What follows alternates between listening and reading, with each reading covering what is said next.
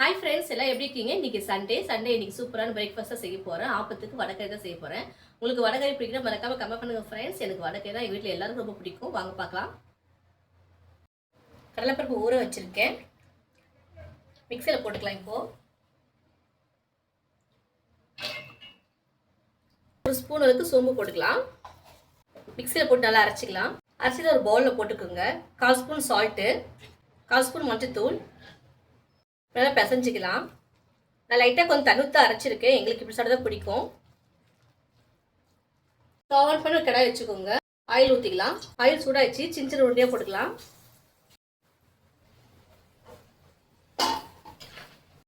எல்லாத்தையும் சின்ன சின்ன உருண்டையாக போட்டு ஃப்ரை பண்ணி எடுத்தாச்சு. ஆன பிறகு சின்ன சின்ன பீஸாக பிச்சு போட்டுக்கலாம். ஸ்டவ் ஆன் பண்ணி ஒரு வானல் வச்சுக்கோங்க. ஃப்ரை பண்ண ஆயில கொஞ்சம் ஊற்றிக்கலாம். பட்டை, அன்னாச்சி பூவு, 2 ஏலக்காய், 4 கிராம்பு, பிரிஞ்சி இலை 2, 1 ஸ்பூன் சோம்பு, கட் பண்ண வெங்காயம், கருவேப்பிலை, 2 பச்சை மிளகாய் கீரி போட்டது, 1/2 ஸ்பூன் சால்ட்டு, 1/2 ஸ்பூன் மஞ்சத்தூள், 1/2 ஸ்பூன் மிளகாய்த்தூள், 1/2 ஸ்பூன் தனியாத்தூள், 1/2 ஸ்பூன் ஜீரகப்பொடி, 1 ஸ்பூன் கரம் மசாலா. இது கூடவே கட் பண்ண தக்காளி,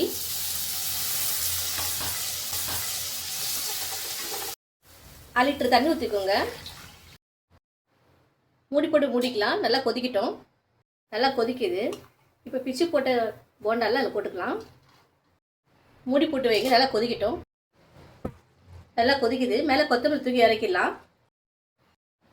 சூப்பராக ஒரு ஆப்பா வடகறி ரெடி ஆயிடுச்சு. ட்ரை பண்ணி பார்த்துட்டு மறக்காமல் கமெண்ட் பண்ணுங்கள் ஃப்ரெண்ட்ஸ். பாய்.